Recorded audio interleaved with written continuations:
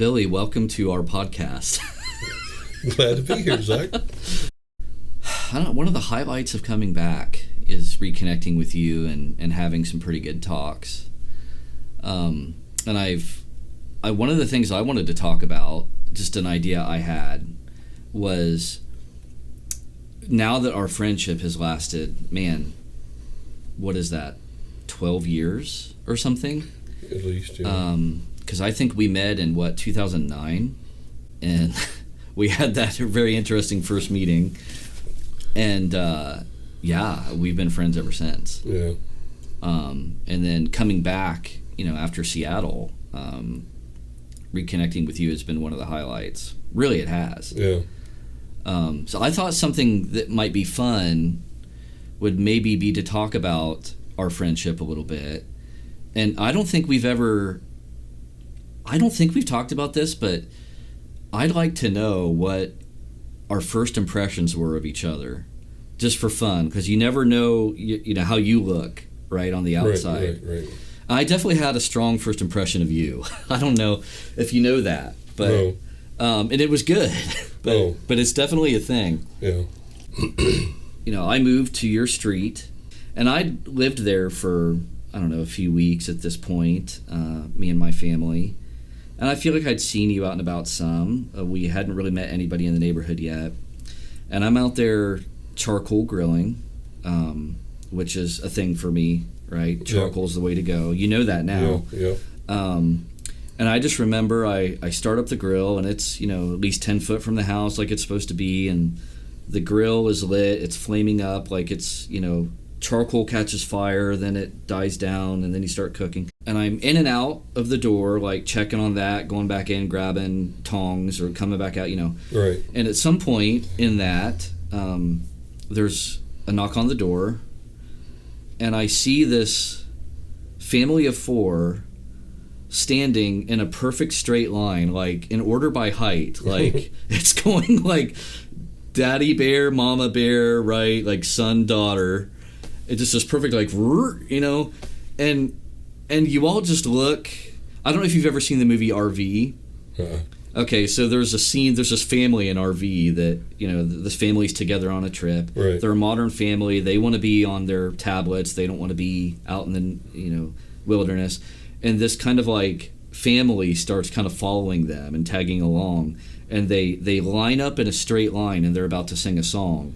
And the dad of the original family is just like, "Oh, are you serious?" And they sing this crazy song. Yeah. But that's how you guys looked, as you were lined up in the same format as in that movie, like tallest to shortest. And like, these guys are about to sing me a song, but you're all just standing there, very proper, very polite. And that was just instant, like just the respectful American family. And the first thought in my head is like, why is the entire family here, just like lined up? And I'm like, are these guys Mormons, or am I allowed to say that? But like, basically, you go very proper, right? Excuse me, sir. Did you know your grill's on fire? Yeah. and I look at the grill, and I look at you, and I look back at the grill, and I look at you, and I'm like, have you ever cooked with charcoal, sir? Yep. And you're just like, no, sir, I haven't. Sure. And you were using the word sir, and I picked up on that. And I was just like, oh, well that's a thing, and it goes from there. And we talk about, I think we had like a little excursus on, the charcoal lights, and then it dies down. And right. Once it's gray coals, then you actually put the food on. And my first thought was like, man, this guy must really be like Hawkeyeing me, to be like, the second my grill flames up, he's like over there. And I'm like, I don't know about that. And then my next thought is that, okay, that's actually who I want to be my neighbor. Yeah. Because if my grill ever actually is on fire, or if my AC unit's smoking or whatever, or like if there's somebody snooping around the neighborhood, you're that guy who's going to know. But you weren't mean about it. Like, it wasn't like bothersome. It was just... It was honestly just cute to me. But I picked up on, like, this guy is very, like, please and thank you and sir and ma'am. And so is his whole family. And, of course, from that meeting, that really you started. And I never knew if like you were feeling me out too, like, okay, is this like a crazy who just moved in, or if it was really just about the concern over the grill, or I to this day I guess I don't know. Like, were you also ferreting me out? But I was left with that impression of, this is really cute and a little bit funny that they lined up that way. But how rare is that to just like bring the entire family over, do a proper introduction, share some concern. I just thought that was cool and different. I'd never met anybody like that. And of course, that was the beginning of a beautiful friendship that's lasted whatever it is, 12 years, 13 years. And yeah, the rest is history. But that was my first impression of you, was like, who's this guy, like, not know anything about grilling, you know. Right. And by the way, I don't know if you ever got into charcoal grilling. I did get into it. You did? Yep. Yeah, we actually... Was it because of me? Can you please say? Yeah. Okay, yes. Yeah, it was because of you grilling and telling me about it. Because most of anything I've done, like campfires, or if I'm cooking outside or just on a gas grill, you know, it's all I've ever done.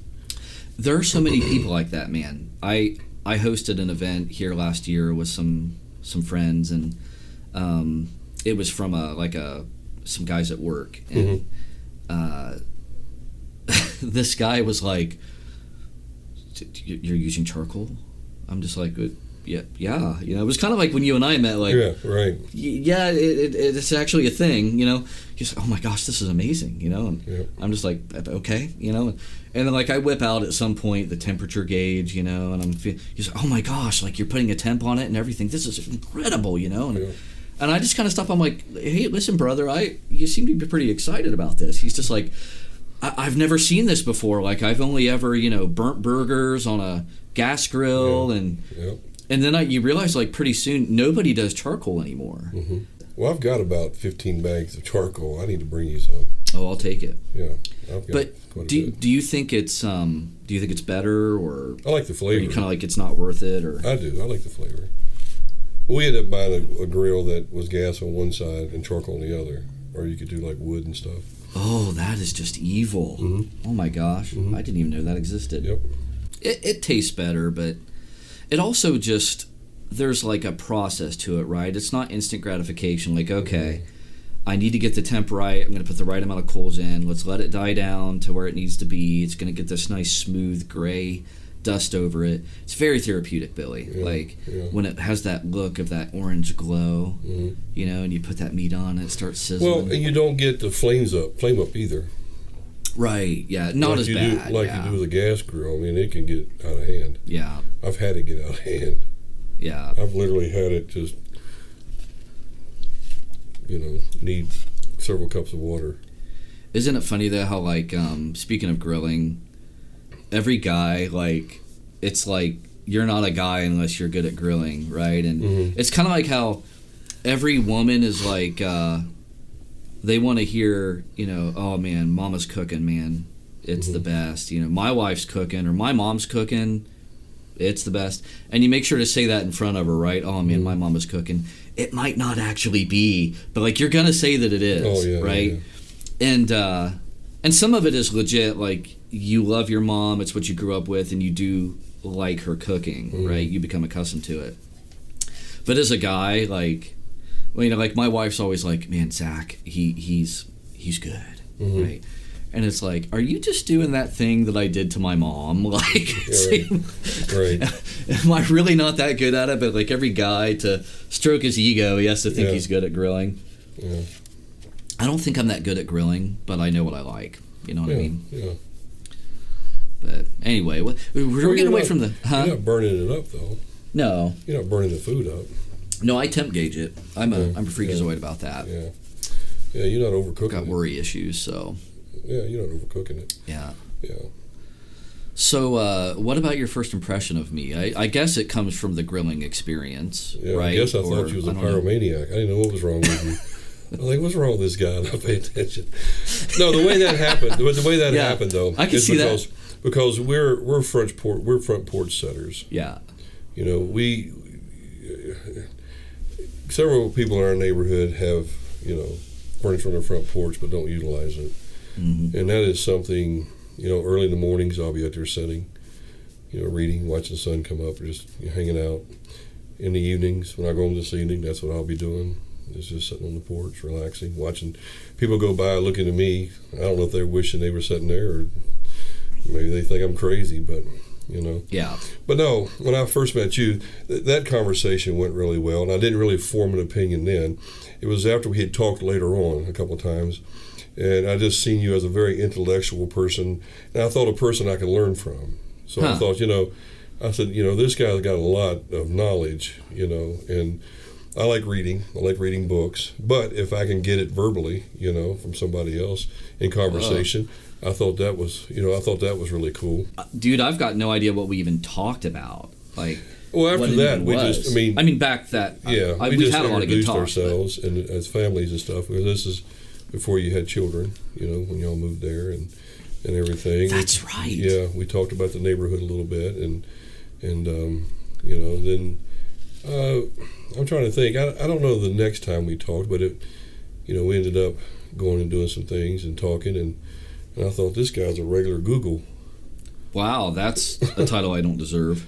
Well, I could have used encyclopedia, but you might not know what that is. Yeah, different generations coming out there. Yeah. I could have used World Encyclopedia, but you might not know what that is. So. No lie, man. That's actually where I first learned everything in life, was through encyclopedias, because my grandfather, crazy about encyclopedias. Mm-hmm. He had like 3 different sets. Because eventually you learn encyclopedias don't actually say everything. They touch on a lot of things, right? Yeah. And that's what's crazy about the internet age, right? It's like we have access to so much. Back then, it's like you get into the encyclopedia, and if it don't cover it, good luck. Mm-hmm. But he had like 3 different sets to try to get, the different, try to pick up more subjects. Yeah. And when I was a little boy, we would spend all day Sunday at their house. And there wasn't a whole lot to do, because this is before internet, and it's not like today. Like, give your kid a tablet and play Angry Birds, they'll be good to go. I just opened up encyclopedias. It's like I saw 20,000 Leagues Under the Sea movie, got enamored with giant squid. Like, is this real? Like, is this a thing in real life? And it's like, Grandpa's like, well, technically it is. It might be in the encyclopedia, right? Okay, what is it? Is it under cephalopod? Is it giant squid? How do you find info about this, right? And then there's a crappy little picture of that arrow-shaped body sticking up out of the water from some kind of, this is what people saw them as back in old-timey stories, but this is what it really is. It's like 50 foot long. And so, man, yeah, I remember encyclopedias. But that's something, though, like, it reminds me of a quote when you talk about just the intellectual enjoyment of talking, which has always been a big part of our friendship, because that's been a big part for me, too, with you, of, like, you actually talk about ideas, right? And so there's a quote, I'm going to get it wrong because I forget the order, and I think it's actually debated who said it. I think most people attribute it to Susan B. Anthony, but it's like there's 3 or 4 different people that from that time frame that people think it came from. It's this. Okay. It goes, small people talk about people. Small minds talk about people. Yeah, that's it. Small minds talk about people. Mediocre minds talk about events. Great minds talk about ideas. And like if you parse out your life right now and think about all the people you know, probably most of them fall in the, like, they talk about events, right? Oh, my favorite football team won. That game was sick, man. Right. And that's like as far as it ever goes, right? And I think we all have friends that's about as far as our conversations go. I've got a lot of buddies who it's like, okay, you're just going to talk about the game or whatever. For me, it's like music crap, right? Like, did you see that Foo Fighters got a new drummer? It's Josh Freese. Oh my gosh. That's as far as we ever go. But, then there's a lot of people who I'm not friends with who they're just always talking about other people, right? But man, I can count on one hand the friends I have who, like you, like when we get together, we just talk about ideas, you know, and the deeper things without getting offended. And Right. so that's always been a big impression that I had of you too from early on.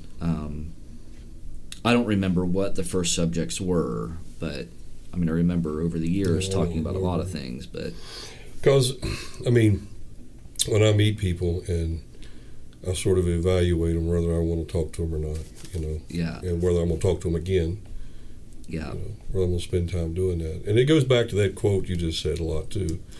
You know, if it's just going to talk about events or just going to talk about people, well, you know, I'm not into that. So much rather talk about ideas or thoughts or, you know, or something constructive, something that's going to be worthwhile. I don't want to spend time wasting my time doing that. You know what I mean? I wonder why that is so rare. I wonder if it's like a combination of, is it that a lot of people just aren't that intellectual? Maybe there are a lot of mediocre minds, or is it more like it's not safe for a lot of people to, I don't know, be that vulnerable with somebody? So I don't know if some of it's that, if like you, because you do kind of have to be vulnerable, don't you, to like to talk about ideas. Yeah, you got to be willing to listen to the good and the bad. Yeah. You know, about a thought, if it's worthwhile or not. And it'll, you know, sometimes people have ideas or thoughts and they so much don't want to even move off of it, you know, to hear anything that could be negative about it. So. And I guess too, not only do you have to be vulnerable, you'd have to be strong or strong, vulnerable or strong or both. I think kind of those two things go together. But I think about you, it's like, man, if somebody disagrees with you, you're better at this than me. I know you don't care. Like you honestly don't care. Like it's not gonna dull your shine at all if Zach here disagrees with your love of guns. Like you will not care. I'm working on that. I think I've made a lot of strides in that since my 30s. The 20s was, I cared a lot about what people thought. But somehow that's kind of ironed out of my life. Not completely, if I was honest. I think anybody who says 100%, they're liars. Everybody cares on some level. Oh, sure. We can't help it. We're built for community. We are. We're designed by God for that. And if anything threatens that, I think, if we're being honest, at the very least, we get a little butterfly in our stomach. But when I look at somebody like you, I think that's part of what attracted me to my friendship with you is, compared to most people, to a high degree, you don't care. You do you. And that is so stinking rare in this world. I mean, and man, I don't know about you, but like the older I get and the more life I live, and I'm also like a student of communication, like a lifelong student of that. I suck at it, but I study it. And I've just gotten so good at my bullcrapometer has gotten so much better than it was, right? And I think the curse of it is I now see it everywhere, right? Like, and if I can find a friend who that monitor very rarely ever ticks up, that's rare, and I'm going to hold on to that. And I kind of feel like that's something about you, an impression I had of like, right or wrong, you know, whatever, you're going to be honest. You're going to be intellectually honest, emotionally honest. Authentically you. Sometimes brutally honest, yes. I feel like I've received like a little bit of it, but not the full what I've seen on others as we talk about. But but I like that about our friendship. Is there's been more than once where you told me like, nah, I don't think that's not it, man. You know, it's. And you need somebody to check you. Man, my wife is definitely that for me. One thing I respect about her, and I'm not just saying this. This is not one of those, oh, you like your mom's cooking, you have to say you do. No, my wife, honestly, she's got a great mix of, you know, she loves me, but she will also check me. And that, I see so many marriages, man, where it's like, man, that guy just rules her, or vice versa. Right. And it's not safe to be like, hey, honey, and usually it's in private, right? Sometimes it's a little public, and sometimes you actually need that. Sometimes, like in real time, it's like, hey, don't. But I need that not only just in my wife, but I need that in my friends too, because it's like I said earlier, man, we're not good at seeing ourselves. You know what I mean? We don't have an accurate picture of ourselves.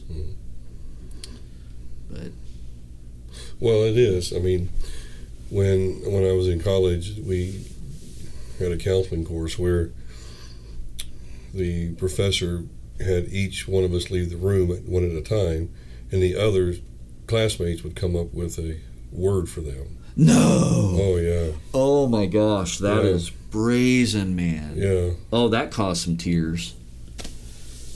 Yeah. But, like some of the guys were, selfless or, giving, kind, whatever. Mine was abrasive. I was going to ask you what word they chose for you. Yeah. And by the way, I'm not surprised at all. Yeah, the whole class. The entire class, that one word abrasive. That's amazing. Do you still have any feels about that, Billy? I saw your lips curl a little bit there. That's still. Well, no, I just hate it was accurate. You don't like when people pin you on something. Right. Right. Really, really know. But my wife does that too. She's fantastic at help guide me. The one thing about her that frustrates me is she always thinks better of me than what I am. Ah, yeah. Yeah. Like, really I don't want to be like that, but she thinks better of me and kind of helps me or forces me to be that. Yeah. I said earlier, like, we don't see ourselves accurately, right? We don't have an accurate picture of ourselves. And that's not just about the negative, it's about the positive too. A lot of people don't see all the positives either. It's like before we started recording, we were talking about everybody hates their own voice, right? Yeah. And we think of it as a negative, like, oh, my real voice is so much thinner than all the resonance I hear inside my head when I talk. But the thing is other people thinks it sounds better outside of your head than you do. Yeah. They see the beauty in it. Oh, I love how there's some highs and lows, a crispy high and deep low in Billy's voice, and you're not thinking that. You're just like, that isn't how I sound, man. Yeah. But everybody else is like, oh, this guy has a cool voice. But yeah, we need that in our wives. I'm thankful to have somebody who, I'm not saying it's a perfect balance, but I know for my relationship, there's a balance of, there's love, but there's also the checking, which is love, really, right? Yeah. If she didn't love me at all, she would let me haul off and do whatever I wanted and just be a tornado, right? And vice versa, right? We lovingly correct each other. Sometimes it doesn't feel lovingly. We both have moments of victory and failure when it comes to the delivery, right? But you definitely tell the truth, and I don't think, that always comes off pleasant to everybody. But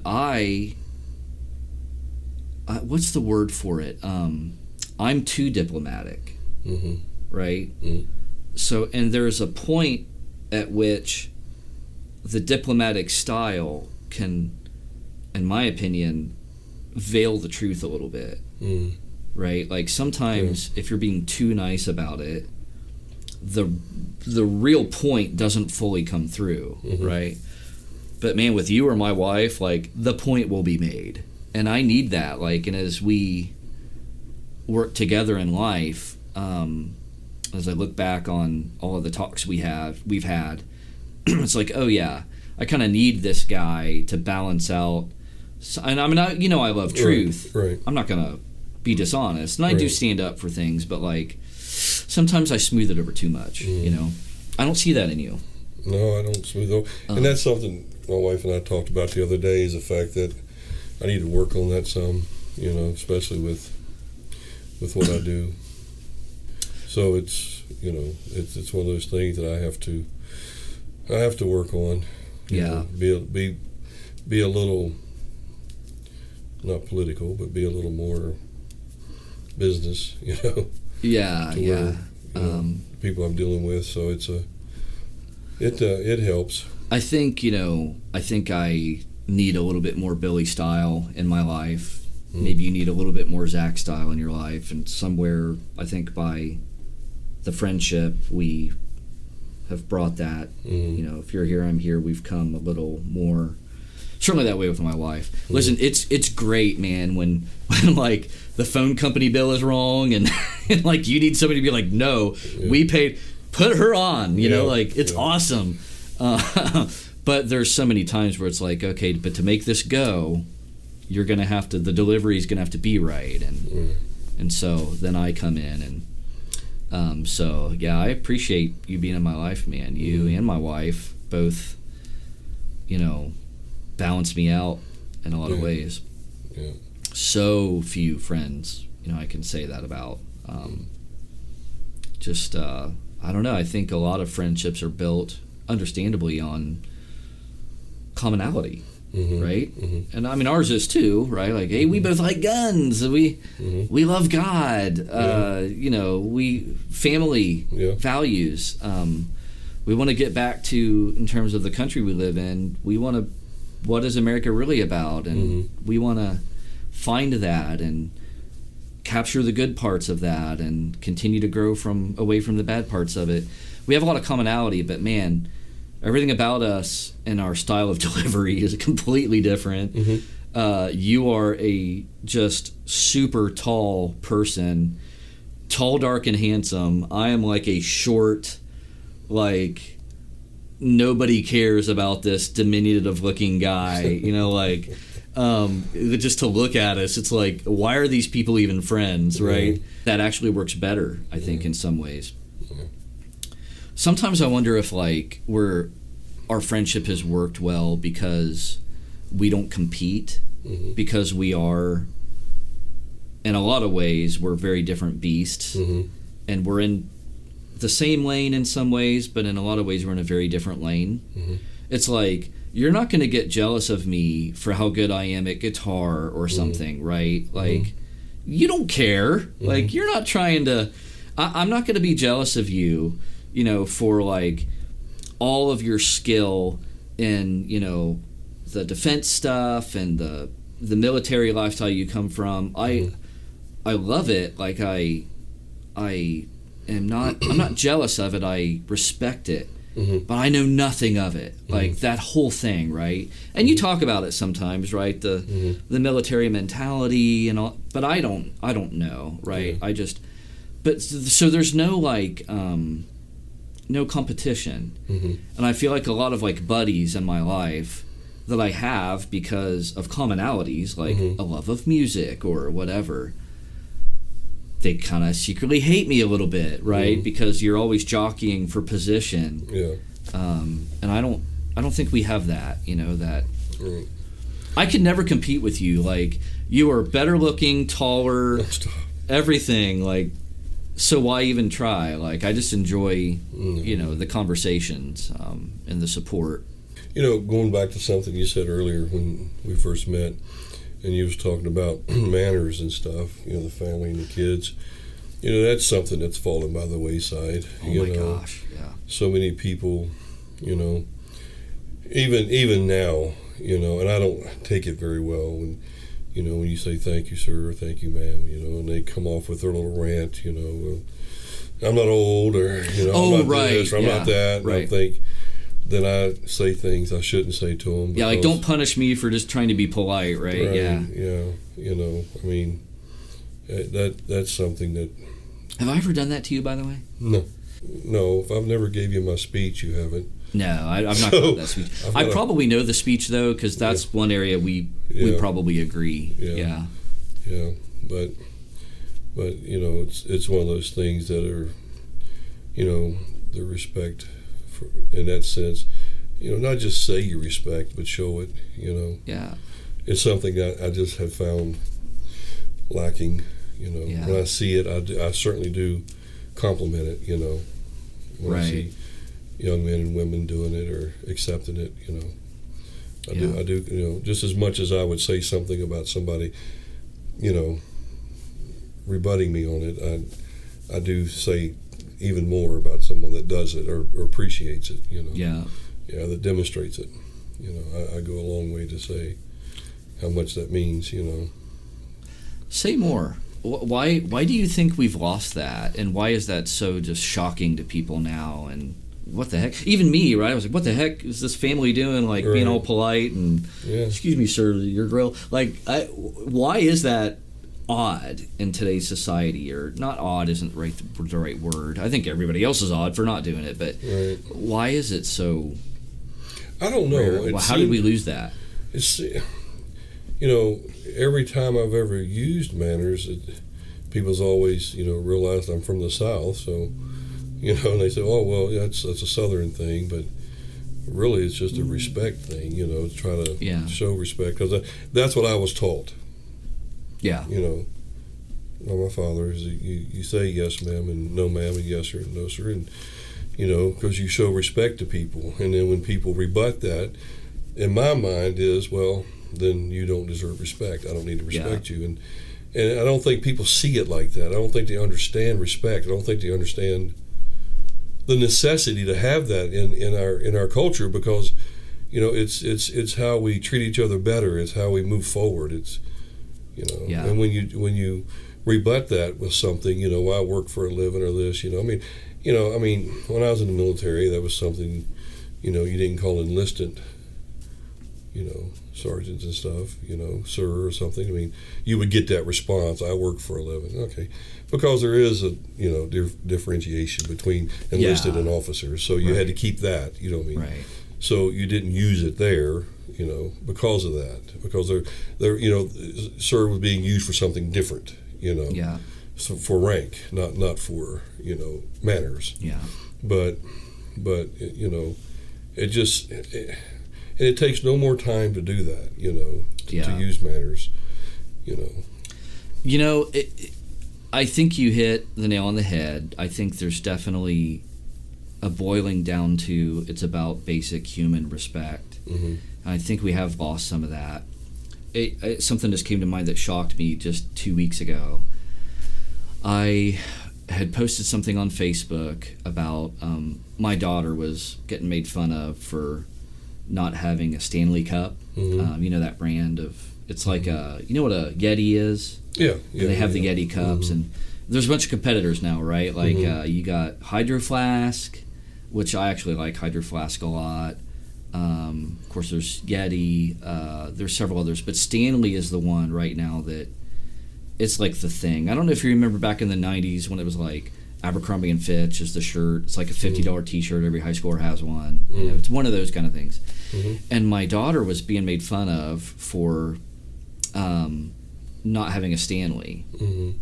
And it got so bad that she just in her, sweet innocence, she wrote Stanley on her cup, almost like in a similar font, mm-hmm. to see if it could fool her friends, and which is kind of like really... It's kind of cute and funny, but also very sad, right? Of course, we had to talk about all that, and we've been working on that.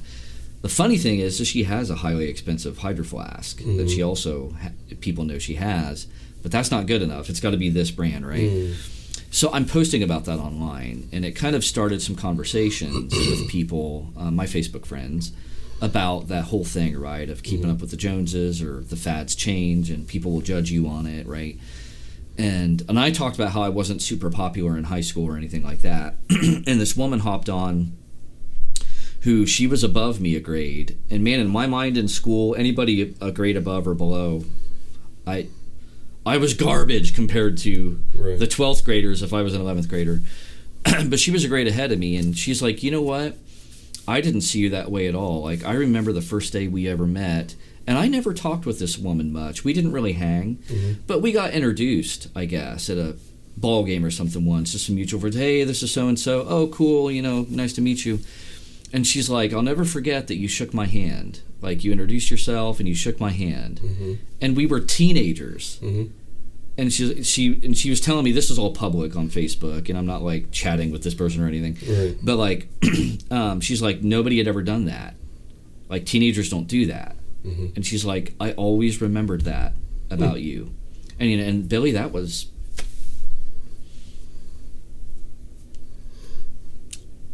coming up. I mean, that's 25 years ago. Mm-hmm. I completely forgot about it.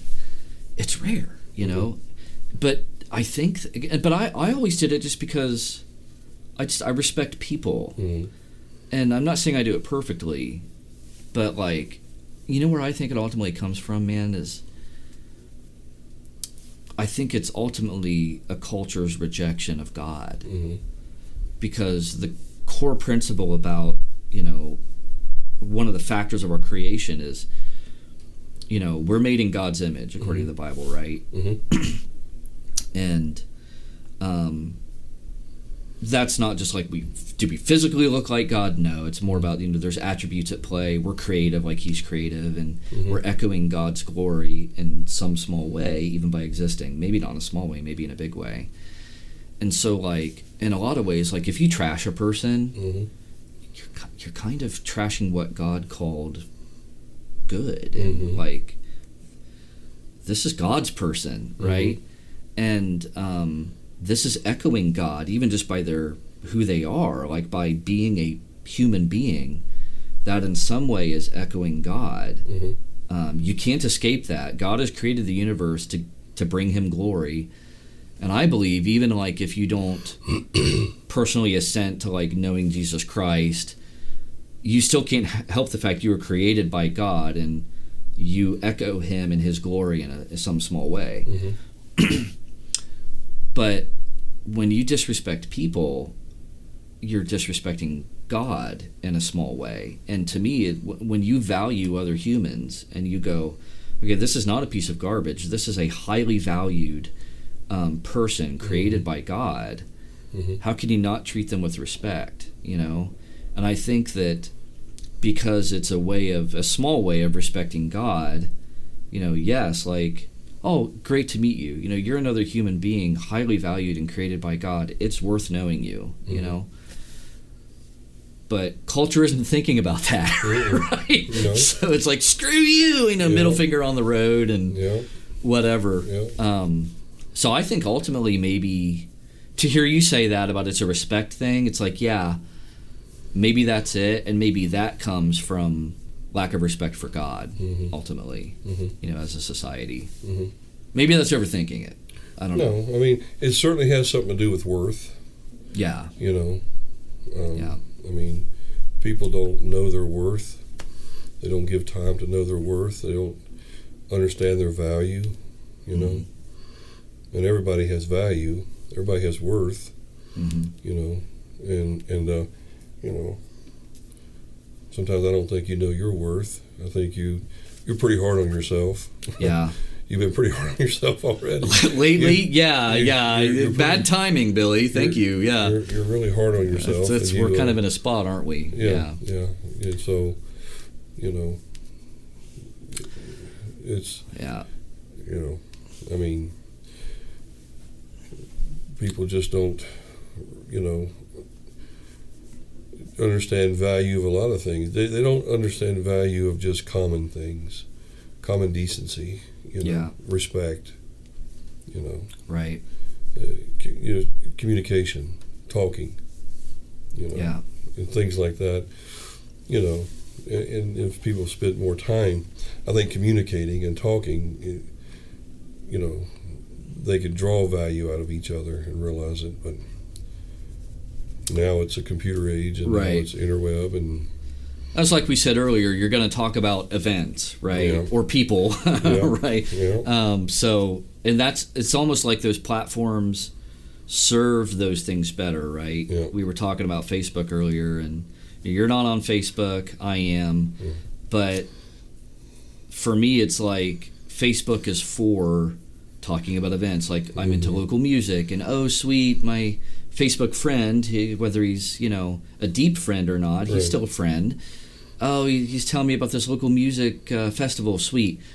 that's as deep as it goes a lot of times. Yeah. And I think we've lost the nuance of being able to disagree about the deeper things. Because if you talk about deeper things online, it doesn't matter what your viewpoint is, you're going to get shredded. And I think everybody now, I think a good thing that's happened in social media is we finally, after the pandemic and everything that happened in the midst of those years, I think we finally get it now that nobody is going to change your mind on Facebook. At no time ever did somebody read, I actually never saw that political viewpoint that way before. I now changed my mind. Said nobody ever. Right. Now, people do change their minds on political things, but it's not normally through that means, right? A Facebook argument. And, like, if you are vulnerable at all on Facebook and you talk about ideas, oftentimes you do get shredded. So what are you left with? You can't do it online. Do you do it with your friends at work, or is that even safe, right? Like, right. It's hard these days, man. Right. You know? You know, negativity is easy. To be negative is easy. It's sort of like, you know, when people talk about, you know, it's easier, you know, it takes less muscles to smile than it does to frown. You know, it's easier to be negative. You know, I don't know how many years ago, I can't even find the movie, but the line in it was something like, you know, sin's easy to sow. Yeah. You know, I mean, everything you see is pretty much negative on the internet or on the news or whatever. I mean, that's what people want. It sells. It absolutely. And people just don't want to, you know, I don't remember when. I remember years ago, before your time, I'm sure, but there was a newspaper that actually tried to just be positive. It went out of business. That didn't. I was about to say I've never heard of it. No, it went out of business. That's it was sad. just going to. But you know, it's kind of like, I don't know if you ever remember hearing a guy named Paul Harvey. Oh yeah. Yeah. I used to have a radio show, a morning show at a gospel channel, and I would run every day. We somehow got the rights to run, you know, a piece of his thing every day. Yeah, I absolutely remember Paul Harvey. So it was always positive. Yeah. And when I was growing up, I mean, and even working construction, you know, I mean, it was, I don't know, it reminded me of Dr. Pepper. It was like 10, 2, and 4. I don't know, maybe 10, 12, and 4. But anyhow, he had something 3 times during the day, every day during the week. His son took over after he passed, and he tried it, but is that so? He just didn't have the voice. He didn't have the. I mean, it just didn't go. Yeah, I did not know that.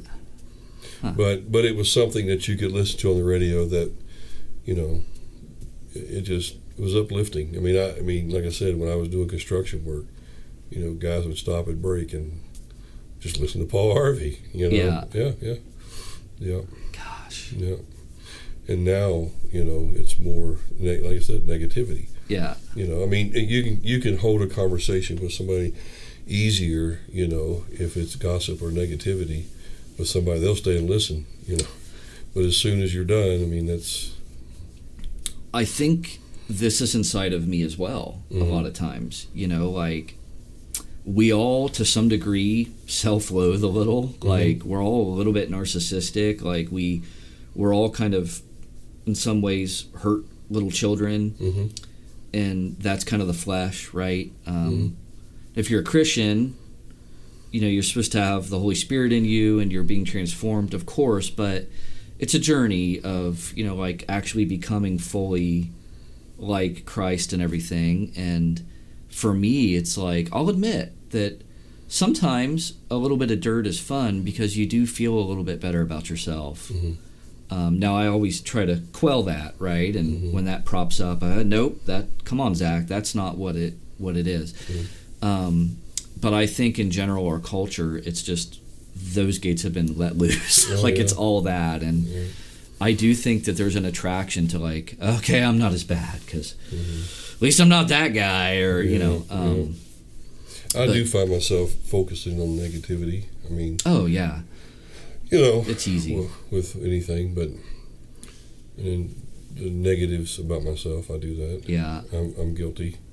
I don't think you're as bad at it as me, but yeah, we all do it.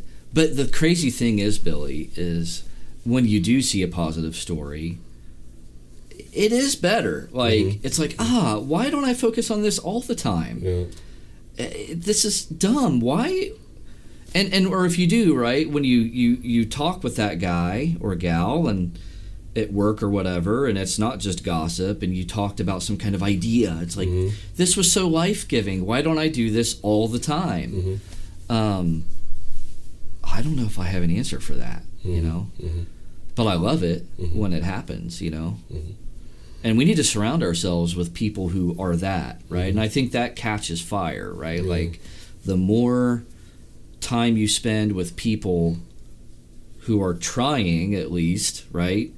To be that and focus on that encourages you to, yeah, that's right, you know? Like, there is a lot of beauty in life. Like, my gosh, this is amazing, you know? And then that just spreads, you know, and eventually you find more and more people like that. But it's just, the group is small, you know, I'll admit. But hey, maybe that helps us understand the value that it is small. There's not a lot of Billies in the world for me. So I'll hold on to them while I can, you know. That's for me. I don't know, maybe that's a good place to end. You know, I don't know. Any last minute, hey, Zach, after all these years, since the subject is our friendship, there's just one thing that's been up my crawl that I've got to say about you. You moved to Washington. You left the street. Yeah. You know, I accept that blame. Yeah. That was, I wasn't about to tell you how I felt when you was leaving, but yeah. Well, I didn't want to, you know, make you feel bad or nothing. You know what I'm saying? Oh, yeah I do. Well, because that was going both ways. I didn't I mean, I needed to do that, but I didn't like what it cost at the time. Yeah, and that was one of the things it cost. It's like, I'm moving on. And honestly, I didn't know if I would ever see you again. There's a lot of people where it's like I've reconnected with them since coming back, and it's like, I'll be honest with you, bro, because I knew I would come back for, you know, funerals or whatever, right? Like, visit your family at Christmas, but are you going to work out seeing Billy? Like, and there's others, and I've told them, like, I didn't know I'd ever see you again, honestly. And it's a cool moment to be able to say that, though, isn't it? Like, oh, because we did. For part of that, I was on, you know, social media, and then when I got off of it, there was no connection. Oh, yeah, that's the thing. I was like, where did Billy go, man? And I assumed it was like, you know, oh, yeah, he, you know, maybe it was unhealthy, or I didn't know, right? That's what it was. I mean, it was a, you know. Yeah, and I get that. But, yeah, that hurt to move. But it was good. Like, it was the right thing. That's probably a story for another day, but okay, I received that. Yeah. Because in a way, it is a choice of like, all right, I'm going to give this up for this other thing I'm being called to. And in no way am I saying, like, I don't want to be your friend anymore, but it's like, this is a thing I have to do. You have to do it. You know? Yeah. And I had to do that when I moved back. Yeah. That's the thing is, man, I made so many more friends over there. How long did you live than I had here? Like 5 years? 4 years. 4 years. 4 years, yeah. The relationships I left to come back still breaks. It breaks our heart, but that's a whole nother thing. But no, I get what you're saying. I do, and man, I'm sorry for that. That sucked for me too. Like, that hurt to move away from you and that whole street, you know, and you know the other people that lived on that street and how there's a relationship there too. I mean, I was giving music lessons to neighbors, and you know, like, just, of course, your kids, and just man, it was hard. But that's, you know, the thing about life, man, is there's different chapters, and it's a surprise, but we've now turned a page that is back here with you, and with, you know, a lot of people that I knew before, and it's a good page to be on, you know. And we're going to try to make that, we're going to try to read a little slower on this page, stay a little longer, right? Like, can we please not move across the country again? But But yeah, man. I don't know if I have one for you. Just use more charcoal. That's I think we'll end with that. All right. Hey, everybody, I hope you've enjoyed the conversation. Cook with charcoal. You'll dig it. But also, I'm not even sure what media we're going to put this on, but whatever, like and subscribe, those things do matter. If your service that you're using has a like function, a share function, subscribe. If you want to hear more of these two crazy guys talking, please hit that bell, notifications, whatever the internet's things are. I passed the Big 4-0 recently, so I now know nothing about technology, just so you know. I don't know if Billy ever knew anything about it, just being honest. See, I'm working on that. There you go. Anyway, love you, man. Love it's you, buddy. It's been good, Yep. and it's going to keep being good Yep. to figure out, process this life together, Right. keep doing it. Yep. Not every podcast can be about our friendship, but All right. it's fun to start with that. It's fun to start with that. Yeah. Yep. All right, man. There's some of that old time respect we need back. Yeah. Yes, sir.